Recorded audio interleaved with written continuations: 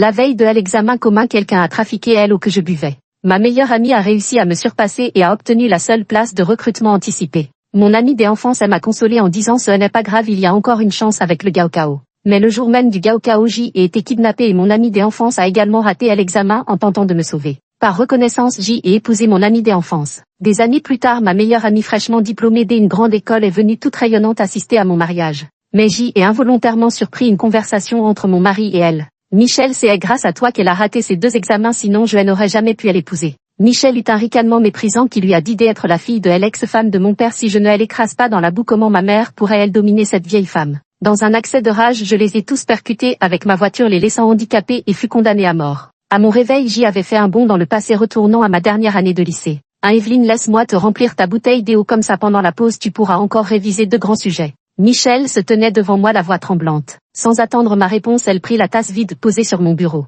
Joseph, mon ami d'enfance, est venu s'asseoir à côté de moi depuis le dernier rang. Evelyne, Michel est vraiment gentille avec toi, elle qui est toujours 2e est prête à s'accrasser ses pauses pour te faire réviser. Comme si j'y avais profité de Michel à outrance. Les élèves autour ont jeté des regards variés dans notre direction. Quelqu'un murmura: est-ce que Evelyne harcèle la plus belle fille de l'école? Ne sont-ils pas amis d'enfance? Comment se fait-il que la beauté de l'école semble si humble devant elle? C'est justement parce qu'ils ont grandi ensemble qu'elle est plus vulnérable aux manipulations psychologiques. Joseph écouta ces paroles, un éclair de rire dans les yeux, mais feignit la colère en les réprimandant à haute voix. Taisez-vous tous, Evelyne n'est pas ce genre de personne. Après le silence, Joseph me regarda avec des yeux pleins de tendresse. Evelyne, peu importe combien de personnes te mécomprennent, je serai toujours de ton côté. Espèce de taré. Je n'ai pas prêté attention à Joseph sans même soulever les paupières. C'était ce jour-là dans ma vie précédente. J'y ai bu l'eau que Michel m'avait servi, puis j'y ai été prise de diarrhée jusqu'à m'évanouir de déshydratation, ce qui m'a fait rater directement à l'examen national. Sans moi comme concurrente. Michel est passé avec succès de la 2e place à la 1re. Le professeur principal me parla avec regret. Je connais tes capacités, mais l'école a ses règles et elles ne peuvent être modifiées. Tu as manqué à l'examen selon le règlement, la place des admissions directes revient à Michel y compris. Le professeur principal connaissait mes origines et savait à quel point je tenais à la récompense liée à la 1re place de cet examen national. Sa voix tremblait, le cœur serré de compassion. Y compris le privilège d'une exemption totale des frais de scolarité pour 4 années des universités, tout doit être donné à Michel. 3. Je suis une orpheline abandonnée depuis ma plus tendre enfance. C'est grand-mère Joseph qui m'a recueilli. La famille Joseph n'était pas riche. Grand-mère Joseph m'a recueilli pour que je devienne la future épouse de Joseph. Comme ça, Joseph n'aurait pas à dépenser des argent pour se marier plus tard. Je faisais la lessive, la cuisine, nourrissais les poules et soignais les cochons chez Joseph, je faisais tout. Pourtant je n'avais jamais le ventre plein ni des vêtements assez chauds. Heureusement, l'éducation obligatoire de 9 ans a été généralisée. Ce n'est que lorsque le secrétaire du village est venu avec la police chez Joseph que j'y ai pu aller à l'école. Les frais de scolarité au collège et au lycée étaient gratuits. Je n'avais qu'à travailler à temps partiel pendant mon temps libre pour gagner un peu d'argent de poche. Mais les frais universitaires étaient élevés. Ces 3 années d'études acharnées, elle n'avait qu'un seul but: obtenir la bourse couvrant les frais de scolarité pour les 4 années des universités offertes lors de cet examen national. La famille de Joseph ne voulait pas payer mes études universitaires et il m'interdisait de faire des études supérieures. Ils avaient peur qu'après avoir fait des études et vu le monde, je ne veuille plus épouser Joseph. C'est pourquoi ils ont tout fait pour me retenir dans cette région montagneuse pauvre et arriérée. 4. Dans ma vie précédente, après avoir raté à l'examen des entrées, je suis retourné à l'école pour récupérer ma tasse et la faire analyser à l'hôpital. Mais impossible de retrouver cette tasse. Accompagné par mon professeur principal, j'y ai demandé à vérifier les caméras de surveillance de la classe. Seulement pour apprendre que le système de surveillance était en panne depuis déjà une semaine. La dernière image de la surveillance montre Joseph en train de dribbler un ballon de basket dans la salle de classe. Le ballon rebondit et endommage la caméra. Je n'ai pas été sans soupçonner Joseph dans ces coïncidences. Ce n'est que lorsqu'il a abandonné le Gaokao pour me chercher que mes doutes se sont dissipés. Mais qui aurait pu imaginer que tout cela n'était qu'une mise en scène de sa part juste pour que je me sente éternellement redevable envers lui. Il savait qu'il ne pourrait pas entrer à l'université et il n'arrivait pas à se concentrer sur ses études. Il avait peur que j'y intègre une bonne université et m'échappe en franchissant les barrières sociales, alors il a comploté avec Michel pour briser mon avenir. 5. Michel a posé la tasse remplie d'eau sur mon bureau. Elle m'a souri timidement, ses yeux remplis d'une flatterie prudente. Evelyne, je t'ai préparé de l'eau à moitié chaude et à moitié froide mélangées ensemble, maintenant la température est parfaite, tu peux la boire. Mon regard se posa sur le sujet du devoir et je fis un MMH distrait sans avoir envie de la regarder. Elle mordit ses lèvres, ses yeux rougissant instantanément. Evelyne, est-ce que j'y ai fait quelque chose de mal? Tu es si distante avec moi. Michel était très populaire dans la classe et avec son apparence remarquable, beaucoup de gens prenaient sa défense. Moniteur, tu te prends pour qui? La plus belle fille du lycée ne te doit rien, elle t'a apporté de l'eau et tu la traites avec autant de mépris, tu ne peux même pas dire merci. Sans lever la tête, je répondis merci. Mes détracteurs furent pris de court et Michel resta également bouche bée. La sonnerie de cour retentit. Michel n'eut d'autre choix que de retourner à contre-cœur à sa place. Je regardais ma tasse puis la tasse identique posée sur le bureau de Michel. Michel et Joseph venaient du même village mais sa famille était un peu plus aisée que celle de Joseph. Beaucoup de mes affaires m'avaient été données par Michel après qu'elle les eût utilisées. J'y en étais toujours reconnaissante même si elle adorait le mentionner de manière espiègle devant beaucoup de monde. Les vêtements que Evelyne porte c'est à moi qui les lui ai donnés, ils étaient trop larges pour moi mais ils lui vont à merveille. Ce genre de remarque était monnaie courante. À l'école primaire les camarades se moquaient de moi en disant que j'y étais une mendiante, que je ramassais les vieilleries que Michel ne voulait plus comme si c'était des trésors. Plus tard au collège et au lycée. Elle avait l'habitude de tout acheter en double puis de m'en offrir un. Si je ne les voulais pas elle les offrait à grand-mère Joséphine. Je pensais m'être débarrassée du surnom de mendiante mais voilà que j'y hérite maintenant de celui de copieuse. Et l'argent que je gagnais avec mes petits boulots je le rendais toujours à Michel. Je ne veux rien lui devoir, j'y ai toujours pensé que personne n'est parfait, que chacun a ses défauts. En toute chose jugeons les actes et non les intentions car à l'aune des actes nul n'est parfait. Quelle que soit son intention première au moins cela m'a permis d'avoir des vêtements à porter et une tasse à utiliser. Mais je n'ai découvert mes origines qu'à la veille de ma mort, j'y étais en réalité sa demi-sœur du même père. Ces actes malveillants n'étaient donc pas le fruit de mon imagination. 6. Dans le petit miroir j'y ai vu le regard venimeux de Michel fixer obstinément ma tasse. Je pris délibérément le couvercle de la tasse et le dévissai, ses pupilles se dilatèrent légèrement, un frémissement d'excitation traversa ses lèvres. L'instant après je revisse le couvercle. Ses pupilles se contractèrent, elle serra les dents, ses doigts et s'enfoncèrent malgré elle dans ses paumes. Durant tout le cours je continuais ainsi à torturer ses nerfs encore et encore. Ses yeux autrefois clairs étaient maintenant injectés de sang à la fin du cours. Son corps tremblait de manière incontrôlable. Je trouvais cela plutôt amusant, avec une telle fragilité psychologique elle osait quand même commettre de mauvaises actions. Quand la sonnerie de la fin du cours a retenti, Michel s'est levé brusquement. Je saisis instantanément la tasse et fis mine de boire quelques gorgées d'eau en faisant rouler ma gorge. Elle se rassit alors visiblement soulagée. Je refermai le couvercle de la tasse et elle m'affalai sur la table feignant de me reposer. Du coin de l'œil je l'ai vu entraîner Joseph dehors. Profitant de leur absence je versai l'eau du verre dans une bouteille d'eau minérale vide que je cachai dans mon sac à dos. Le verre vide fut à nouveau placé sur la table par moi. À son retour Michel est passé exprès près de moi et a saisi ma tasse. Le poids anormalement léger la fit rayonner de joie. Evelyne, je vais te chercher un peu plus d'eau. Sur ces mots elle prit ma tasse et sortit en courant avec un sourire.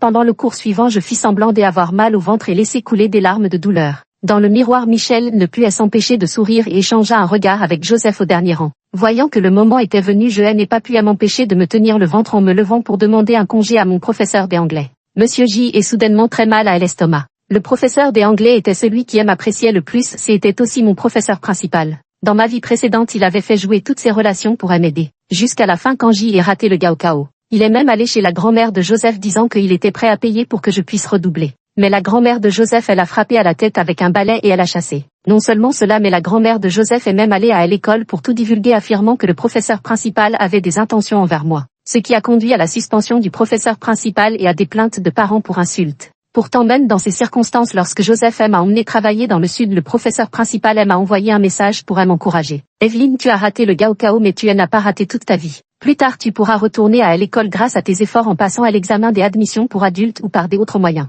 La vie est longue, ne renoncez jamais à vous-même. Aujourd'hui mon professeur principal m'a vu dans un état pitoyable en sueur et les larmes aux yeux. Il a immédiatement contacté l'infirmière scolaire pour qu'elle vienne me chercher. Ayant déjà connu la douleur de la déshydratation dans ma vie précédente, jouer la comédie cette fois-ci ne m'a demandé aucun effort. Michel et Joseph sont venus me voir et ce n'est qu'en me voyant courir sans cesse aux toilettes le visage blême qu'ils ont finalement pu repartir en cours et l'esprit tranquille. Lors de la dernière étude surveillée du soir j'y ai demandé à mon professeur principal la permission d'être hospitalisé à l'extérieur. Le professeur principal a déclaré avec regret dans la classe. Comment cela a-t-il pu arriver? Evelyne est hospitalisée à un moment aussi crucial alors que l'examen national est demain. Non, je dois aller la voir. Après le départ du professeur principal, Michel et Joseph étaient transportés de joie. Sur le chemin du retour, Michel se mit même à fredonner. Je ne suis pas allé à l'étude du matin le lendemain. En voyant ma place vide, Michel sentit son cœur se rassurer. Notre centre des examens n'était pas dans la même école. Étant malade, le professeur principal inquiet pour moi m'accompagna personnellement jusqu'au centre des examens. Ce ne fut qu'après l'examen que je retournai à l'école.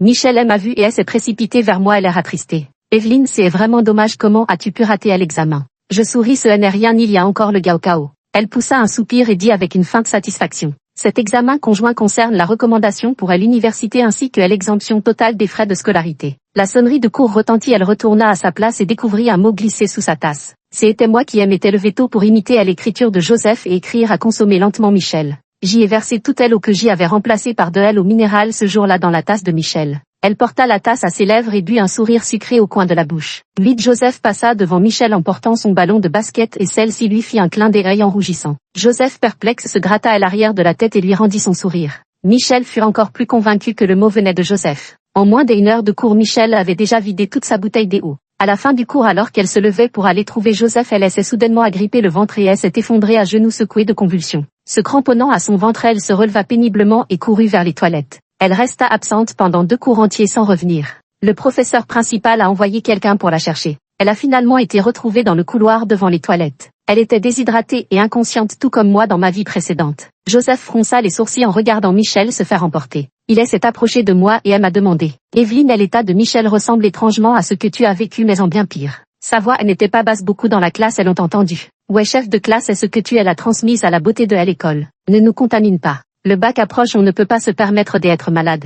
Evelyne, si tu es malade, tu ferais mieux d'arrêter à l'école et rentrer chez toi. Ne fais pas perdre leur temps aux autres. Tout le monde sait que tu es une orpheline et dans quelle misère tu vis. Qui sait si tu n'as pas une maladie contagieuse que tu n'as pas les moyens de soigner. La reine de l'école a probablement été contaminée en étant trop proche de toi. Les accusations et les insultes fusaient de toutes parts. Je regardais Joseph, mais il ne montrait pas la moindre compassion pour moi. Son humeur s'améliorait à mesure que les voix humiliantes et insultantes à mon égard devenaient plus fortes. Joseph disait toujours qu'il aimait, que j'y étais la personne la plus importante de sa vie. Mais son amour me met toujours dans des situations embarrassantes. En voyant le professeur principal entrer à ce moment-là, les camarades de classe s'exclament immédiatement: Professeur, l'état de Michel est exactement le même que Evelyne à l'époque, c'est sûrement Evelyne qui l'a contaminée. Nous passons tout le concours national et si elle nous contaminait, qu'elle quitte l'école, sinon nous allons tous appeler le bureau de l'éducation pour protester. Joseph adorait me plonger dans des situations où tout le monde me rejetait. À chaque fois il apparaissait comme un héros tombé du ciel, se tenir devant moi, me protéger. Mais ces tempêtes, c'est bien lui qui les a provoquées. Je l'ai observé jouer son rôle avec froideur. Et comme prévu, la seconde d'après, il s'est placé devant moi me tournant le dos.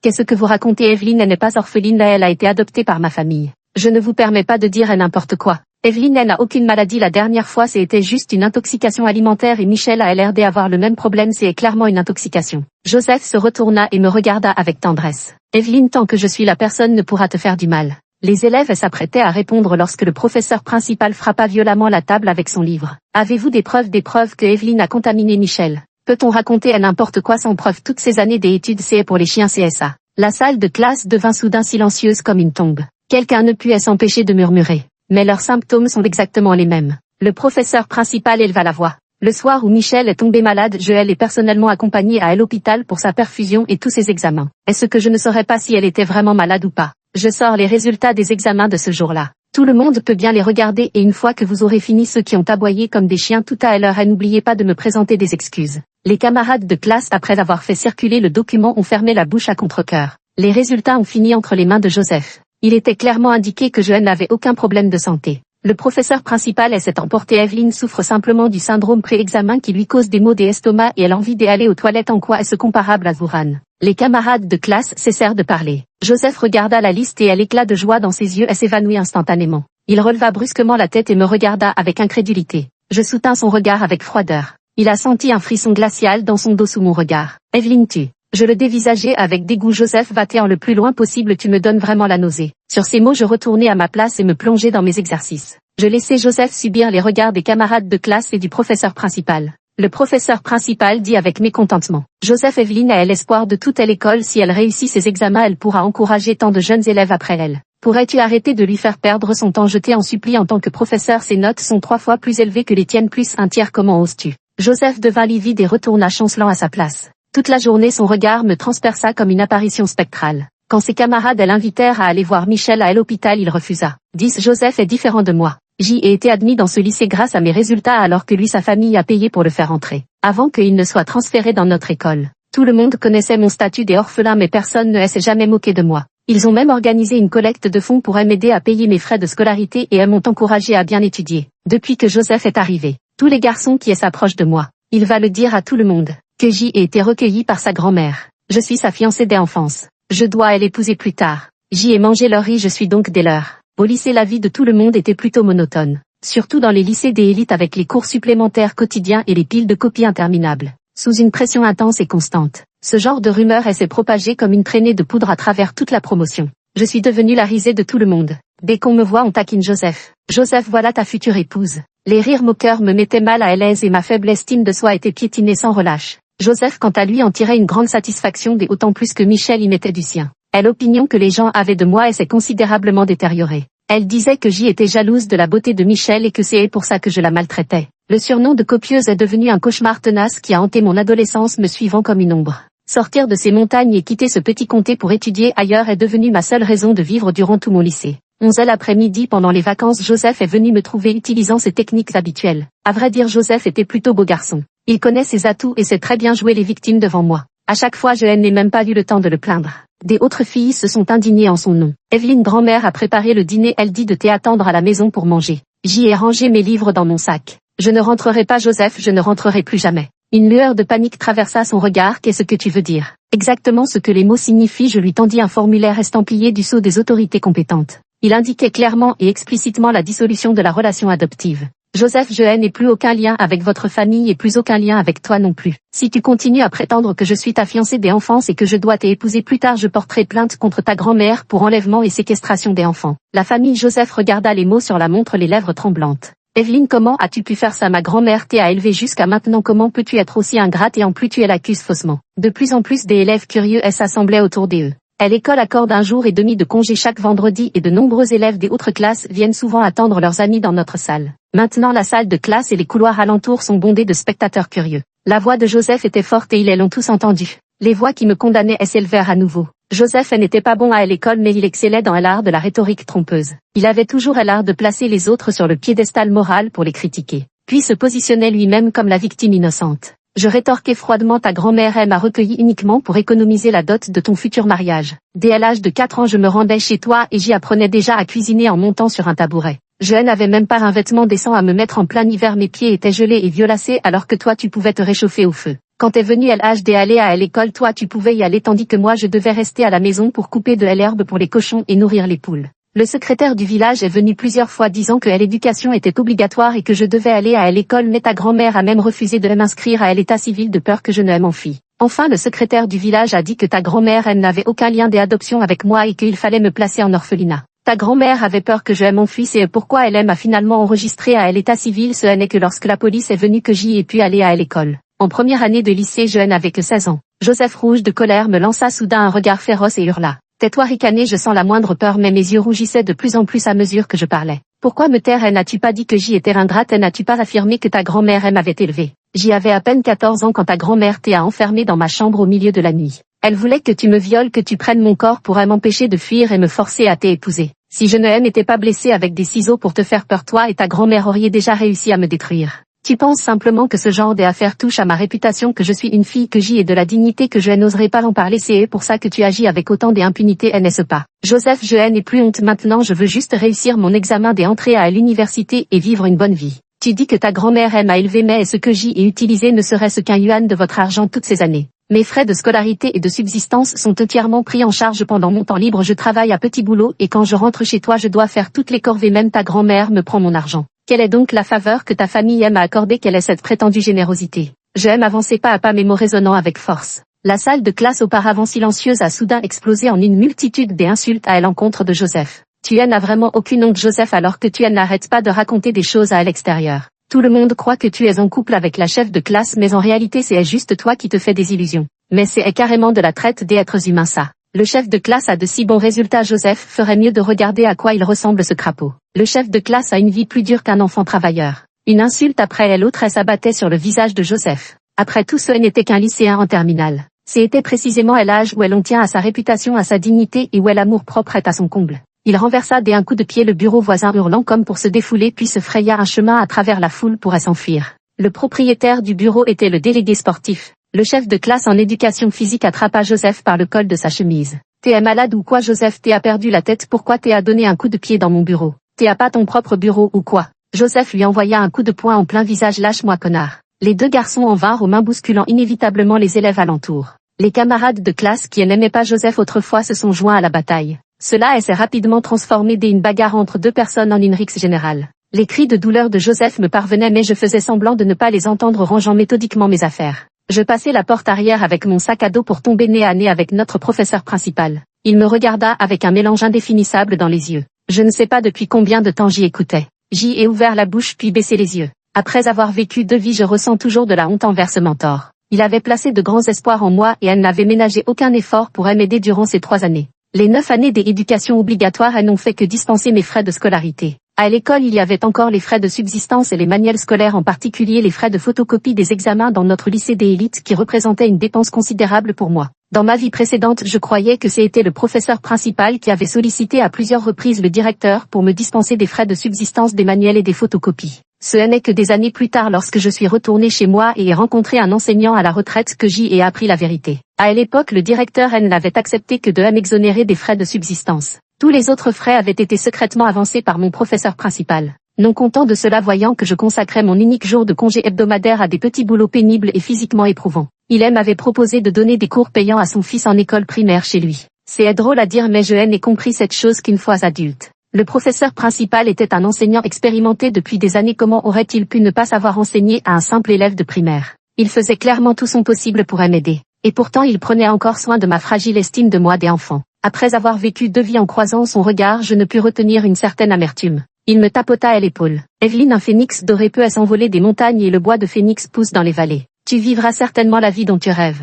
Ses yeux étaient légèrement rougis et mon regard balaya les camarades autour de lui. Leur regard trahissait soit de la honte, soit de la culpabilité. Mais il n'y avait aucune trace de moquerie. 12 Cette nuit-là, je dormais profondément dans le dortoir. La surveillante m'a demandé de descendre pour prendre un appel. À l'autre bout du fil, la voix de Joseph tremblait de chagrin. Evelyne, non, ne raccroche pas, j'y ai quelque chose à te dire. Tu es au courant, n'est-ce pas? Michel t'es à droguer, mais je n'y suis pour rien. Evelyne, tu ne peux pas t'en prendre à moi. Je réprime mon dégoût, les complices ne sont-ils pas coupables aussi? Sa voix se brise. Evelyne, j'y avais juste peur que tu m'abandonnes, j'y avais peur qu'une fois à l'université tu rencontres de nouvelles personnes et que tu me laisses tomber. Je ne peux vraiment pas vivre sans toi. Je ris froidement. Joseph, on n'a jamais été ensemble, tu pourrais arrêter d'être aussi narcissique. Il a un mouvement de recul. Tu es encore en colère contre moi, n'est-ce pas? Et puis le Gaokao, Evelyne, les 10 premiers au Gaokao, il y a toujours quelqu'un pour financer tes frais de scolarité. Même si personne ne te finance, je gagnerai de l'argent pour payer tes études. Evelyne, je te montrerai ma détermination à me racheter. Sans attendre sa réponse, je raccrochai. 13 Après son retour à l'école, Michel a coincé Joseph pendant la récréation. Pourquoi n'es-tu pas venu me voir à l'hôpital pendant ces quelques jours? Joseph m'a jeté un regard avant de lui répondre avec agacement, comme pour se distancier. Pourrais-tu t'éloigner de moi? Les yeux de Michel s'emplirent instantanément de larmes. Qu'est-ce que tu veux dire? Si je n'avais pas bu l'eau que tu m'as donnée, je ne serais pas tombé malade.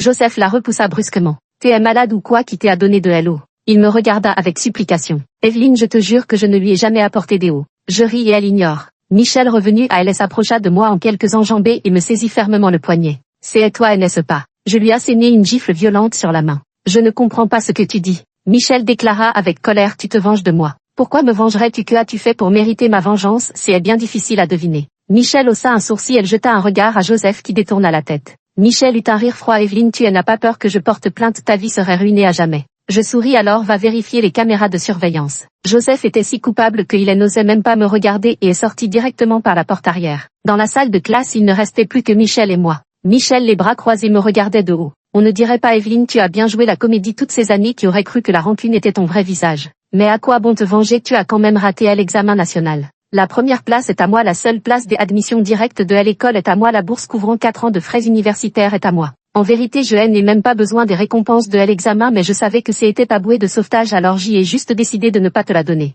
Tu peux attendre de pourrir dans ce trou perdu toute ta vie. Je laissai échapper un rire distrait. Vraiment, on verra bien. Michel émit un petit rire méprisant, le nez en l'air. Tu fais juste semblant d'être forte. Les résultats de l'examen commun sont tombés pendant l'étude du soir. Le professeur principal a posé la feuille de score imprimée sur l'estrade. Il souriait tenant sa tasse isotherme entre les mains. Venez tous voir ici. Michel était assise à sa place immobile me regardant avec un air de défi plein de suffisance. Je bus une gorgée d'eau et restai immobile à mon tour, laissant les autres élèves se presser autour de l'estrade pour consulter les résultats. Michel attendait que ses camarades s'exclament en entendant son nom. Mais ce qui l'attendait, c'était cette phrase. L'écart entre le premier et le deuxième est énorme, plus de 100 points de différence, mon Dieu. Michel ne parvenait plus à contenir le sourire qui lui montait aux lèvres. Mais la seconde D après le chef de classe est vraiment incroyable, la beauté de l'école n'est pas à la hauteur, pas même un peu. Michel se leva, le visage empourpré. Qu'est-ce que vous racontez, c'est impossible. Comme une folle, elle bouscula ses camarades pour se précipiter vers l'estrade et s'empara du tableau des résultats et le scruta encore et encore, les yeux exorbités. Elle se frappa la tête à plusieurs reprises, fermant et rouvrant les yeux désespérément, mais rien n'y faisait. Ce que je voyais, c'était toujours le nom Evelyne. Elle me regardait, les mains tremblantes au bord de l'effondrement, les yeux rougis. Elle s'est précipitée vers moi et a levé la main sur moi. Tu m'as menti, Evelyne, tu m'as menti. Je saisis sa main et lui murmurai d'un ton impassible à l'oreille. Sais-tu pourquoi je ne t'ai pas rendu l'appareil le jour de ton examen national? Parce que j'y ai assez de talent pour t'écraser. Pour que tu comprennes l'abîme qui nous sépare. Michel, si tu es moins doué, il faut l'admettre. Je lui ai échappé la main et elle s'est effondrée en larmes sur le sol. Tout comme moi dans ma vie précédente. Dans cette vie-là, à mon réveil après avoir raté à l'examen des entrées, mon monde s'était écroulé, je ne voyais plus que ténèbres autour de moi. Heureusement, il y avait encore le Gaokao. Mais après avoir raté le Gaokao, je n'avais plus qu'une envie, mourir. Plus tard, Joseph et moi sommes partis travailler dans le Sud-J et continuer à gagner de l'argent pour passer mes examens en candidat libre. Les sujets des examens que j'y avais ratés cette année-là, ceux du Gaokao. Pendant de nombreuses années qui suivirent, je pus le réciter à l'envers. Car c'était la vie que j'y avais manqué. 14 Joseph, de retour après son entraînement sportif, resta silencieux pendant quelques secondes après avoir appris que j'y étais première au concours national, puis se tut complètement. Il n'a pas eu de crise émotionnelle comme Michel ni crié à tue-tête. Mais j'y ai eu la visite d'un intrus inattendu. Le père de Michel dans le bureau du directeur, cet homme m'a souri. Il a ouvert un grand supermarché en ville et sa maison natale n'est qu'à quelques pas de celle de Joseph. Je l'ai appelé oncle Robert pendant 18 ans. Il aime à regarder subir les maltraitances de la famille de Joseph jusqu'à frôler le statut de sans-papier sans jamais m'accorder la moindre compassion. J'y ai reconstitué l'image de l'ex-femme de Robert, c'est-à-dire ma mère à travers les commérages des villageois. Une hémorragie massive, morte en couche. La mère et l'enfant tous deux morts. Moins de 15 jours après sa mort, Robert ramena à la maison une femme enceinte sur le point d'accoucher.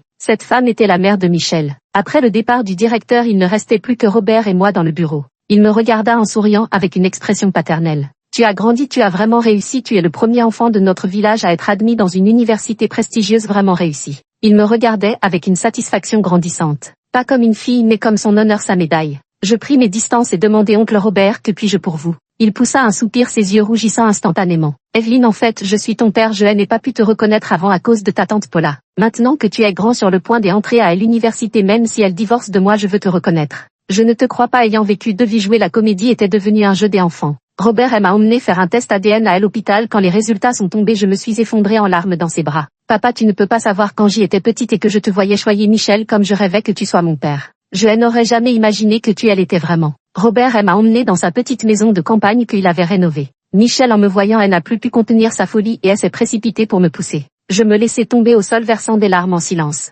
Robert, fou de rage, a giflé Michel. C'est ta sœur aînée, comment oses-tu? Va dans ta chambre immédiatement. Michel est parti en pleurant tandis que tante Paula à côté serrait les dents à s'en briser les mâchoires. Grâce à Robert, j'ai réussi à faire transférer mon dossier familial hors de la maison des Joseph. La grand-mère de Joseph refusait catégoriquement d'accepter au départ. Robert avait ouvert un supermarché et embauché des voyous pour protéger son magasin. Sur le chemin du retour, Joseph s'est fait attaquer plusieurs fois avec un sac sur la tête et on lui a cassé la figure. La pire fois, ils lui ont cassé la jambe.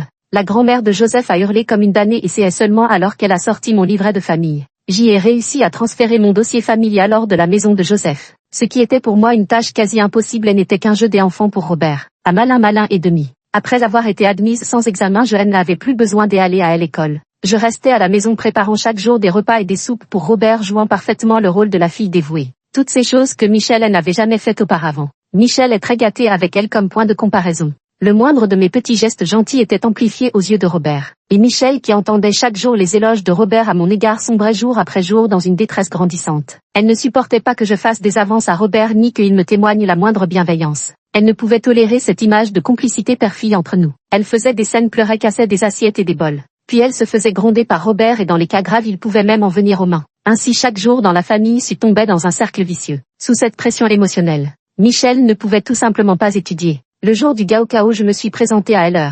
Elle me lança un regard furieux. Qu'est-ce que tu viens faire ici? Je souris, repasser à l'examen pour te montrer que ta défaite face à moi n'était pas une simple coïncidence. Je plongeai mon regard dans le sien. C'est la réalité, tu es né et ne seras jamais que ma vaincue. À chaque fois tu perdras contre moi, c'est ton destin. Michel, tu dois accepter ton sort. Ses yeux reflétaient colère et elle met au plus profond, on y voyait de la peur et de la terreur. Je suis entrée dans la salle des examens tandis qu'elle restait immobile sur place. Je lui ai brouillé l'esprit. Les résultats du Gaokao sont tombés. Michel avait plus de 200 points de moins que moi et a tout juste réussi à intégrer une université de première catégorie. Robert avait un air de dégoût. Tu n'as même pas réussi à intégrer une université des élites et investi tant d'argent en toi toutes ces années. Les frais de cours particuliers auraient pu acheter un appartement en ville, espèce d'inutile. Michel éclata en sanglots, complètement effondré. Je sortis la soupe que j'y avais préparée. Papa, ne te mets pas en colère, bois à bord un peu de soupe, tu n'es pas en bonne santé, tu dois faire attention à toi. Tante Paula, furieuse, renversa ma soupe et en vint aux mains avec moi. Robert lui rendit la gifle. La maison était en plein chaos. Je fis mes bagages pendant la nuit en faisant exprès de faire beaucoup de bruit.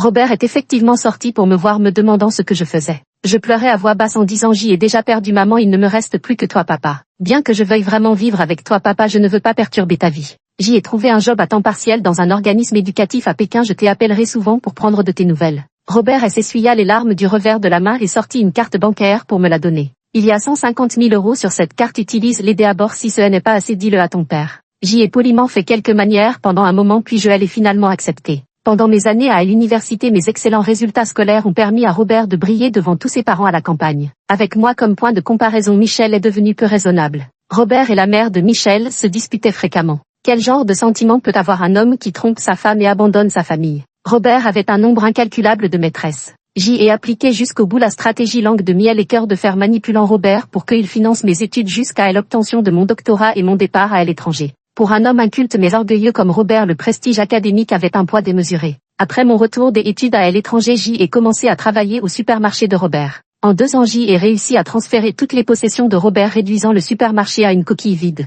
Et j'y ai quitté cet endroit. Mon dossier de résidence avait déjà été transféré avec celui de l'université lorsque j'y étais étudiante. La mère de Michel a divorcé de Robert qui a presque perdu la raison. Des années de débauche et des alcools avaient ruiné sa santé. Il a contracté une maladie incurable et m'a appelé des innombrables fois. J'y ai accepté à contre-cœur son appel juste avant de changer de carte SIM. Il m'a demandé de payer ses frais médicaux en me suppliant de le sauver. Je me suis contenté de sourire en disant: Oncle Robert, ma mère est morte il y a 18 ans, tu as vécu 18 ans de trop, dépêche-toi d'aller la rejoindre. Je ne te donnerai pas un centime tant que tu es en vie, mais pour tes funérailles tu auras tout l'argent qu'il te faudra. Je raccrochai avant qu'il ne puisse me maudire. Il n'a pas survécu à l'hiver. Le jour de sa mort, je suis revenu dans cette ville que j'y avais tant détestée. Aux funérailles de Robert, j'y ai écrit le nom de ma mère. Les musiciens, chanteurs et moines récitateurs que j'y avais fait venir étaient aussi pour ma mère. J'y ai également refait la tombe de ma mère. Les invités présents en sont restés bouche bée. Mais personne n'osa rien dire. Sur la scène, la pièce était jouée à merveille tandis que les convives à table mangeaient de bon appétit. Soudain, Michel s'est précipité vers moi et a commencé à me poignarder avec un couteau. C'est Joseph qui m'a poussé hors du chemin. Ils se sont battus et Michel a tranché la main de Joseph d'un coup de couteau. Evelyne, Michel est vraiment gentille avec toi, elle qui est toujours deuxième est prête à s'accrasser ses pauses pour te faire réviser. Joseph a souri vers moi avant d'être emmené par le SAMU. Evelyne, heureusement que tu vas bien. J'y ai souri avec ironie. C'est encore un coup monté par toi et Michel n'est-ce pas? Tu n'a pas hésité à y mettre le prix, Joseph, et si ta main ne se remettait pas. Son visage devint instantanément livide, il ouvrit la bouche avec douleur comme pour dire quelque chose avant de finalement la refermer sans force. Evelyne, je suis désolée. Non, ça me dégoûte. Après les funérailles, j'y ai enterré Robert loin d'ici. À l'époque, quand il a enterré ma mère, il n'y avait même pas de pierre tombale, juste un petit monticule de terre. Maintenant, je lui ai rendu l'appareil. Je l'ai trompé après sa mort, je n'ai pas voulu dépenser des argent pour lui. Après tout, j'y ai toujours été pauvre. Je suppose que l'oncle Robert devrait pouvoir me comprendre. Fin.